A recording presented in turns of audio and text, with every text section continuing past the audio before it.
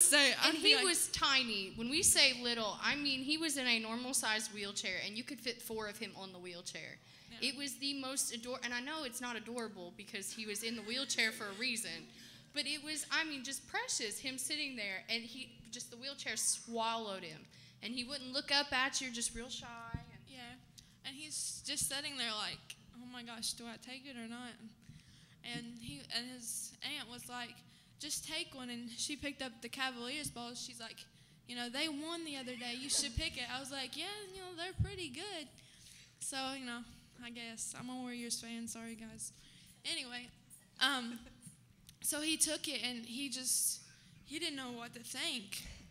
These people that he didn't even know gave him a basketball, and the woman was like, tell him thank you. And he was just like, oh my gosh, and he started to tear up. I was like, he was like, kid, don't cry. I'm going to cry too. This ain't going to be good. And, we started talking to him. We introduced ourselves. Yeah, we did. We started talking to him.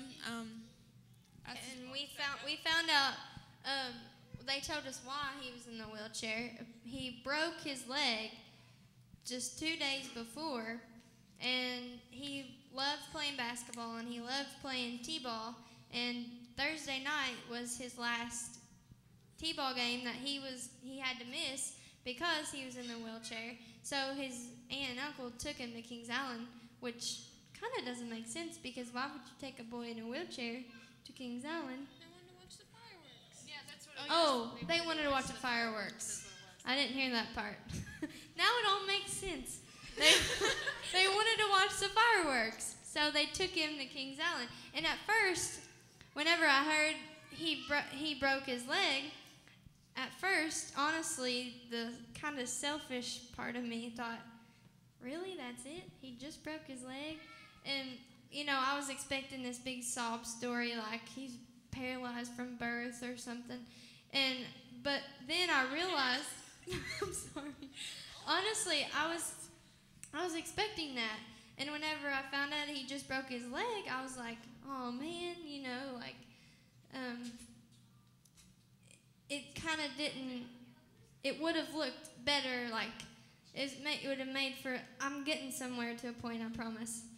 Don't look at me like that. I was like, you are a horrible person.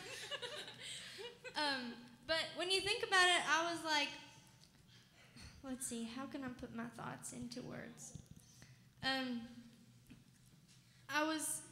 Because it would have looked better on us, like, oh, these girls did this for this man, for this little boy who had this big sob story, and I was kind of disappointed when he just broke his leg. That's okay, that'll heal up. But then I thought, Tiffany, that is so selfish of you. Like, you did not do that so you could brag about it to people. You did not do that so you could brag about that. You made that little boy's day, whether he had just broke his leg for 2 days or if he had been sick ever since he had been born. You made his day no matter what the circumstances. You showed God's love to him no matter what. And when we do good deeds, sometimes it's easy to think, oh, I'm going to do this and and these people are going to see me for this. But no, that shouldn't be the reason why we do something. And we should do it sincerely from the heart, and to show God's love to him. And so that's where I was going with that. Don't think I'm an awful person. Yeah. When we were walking away, we kind of started talking about what had happened. And, of course, I came up completely oblivious. And I'm really awkward in awkward situations. So they were like, oh, this is Kelsey. And I immediately was like, hi. I was in the bathroom. But we were walking away, and they told me what happened. And you couldn't help but just tear up, imagining this little boy after I saw him, what they were talking about. And, we were kind of like joking, but the more that we walked away, the more I really thought about it. And it was probably one of the bigger spiritual aha moments I've had in a while. Is everything that happened when we were at the park had a plan leading up to that little boy getting the basketball. See, you all live in Lewis County. You were probably aware that there was a tornado watch Thursday. in Lewis County, Mason County, Bratton County, I think Rowan County, Ripley, and then Adams and Brown County. And while Zach and I were sitting at the venue for the concert, which was probably 2.5 hours before this happened, and we were looking at the radar, and there was this huge line of red that was going to pass right over us. And the MC for the night had come out, and he had said, you know, all right, if it's pouring down rain, we praising the Lord. It lightnings, we are running for the Lord. And he said, y'all are good unless I come back out here and tell you to panic, but you don't panic till I tell you. So we were on high alert. We knew that it was bad when he came out and was like, if I come back out, we're going to hide, basically. And you watch the clouds move completely over the venue. And we were sitting there, and I think it was Jordan Felice that was playing, and looking at the stage, which is not facing the park. Park is behind us. Just the most hot and humid and beautiful sun. I mean, you're sweating profusely. And then you turn 100 feet, and it looked like a tornado behind us. And the storm literally moved and was raining in the park, but the venue, it wasn't doing anything. Then, if the storm had come, then we would have had to have left. We wouldn't have been able to stay. If we weren't able to stay, then we wouldn't have gone to get the hennas. And if we hadn't gone to get the hennas, we wouldn't have gotten sidetracked and put right where God wanted us. You see, we kept getting sidetracked, and we're further and further away from where we thought we were supposed to be, but we were getting closer and closer and closer to where God wanted us to be. And we started talking about, you know, Haley had said that she doesn't make 2 shots in a row. And we were joking a little bit at the time. Yeah, and I said, you know, the Lord had his hands on you and said, Haley, you gonna ball today. You gonna get those basketballs.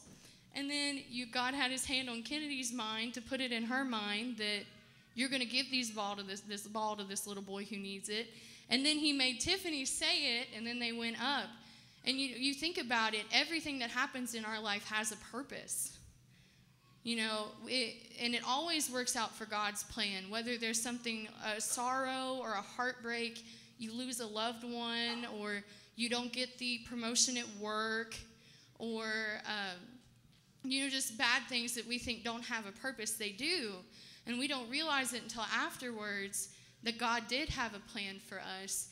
And in the end of the end of everything, his plan for us is to prosper in him, to go out and preach the word, to go out and show love, and to be saved so that we know we're going to be with him in eternity.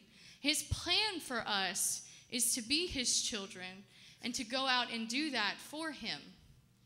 So,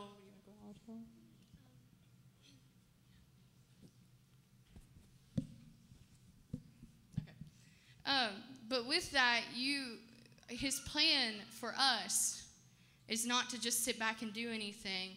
And we're going to have an altar call, and if somebody wants to come up and get a song, tonight, if you're not saved, and, only you and God know your heart, God's plan for you isn't to just sit and be complacent in the sin. It's not for you to sit back and not do what he wants you to do. His plan for you is to know him in your heart. And if you are saved, Casting Crowns really put this into perspective for me. Our ministry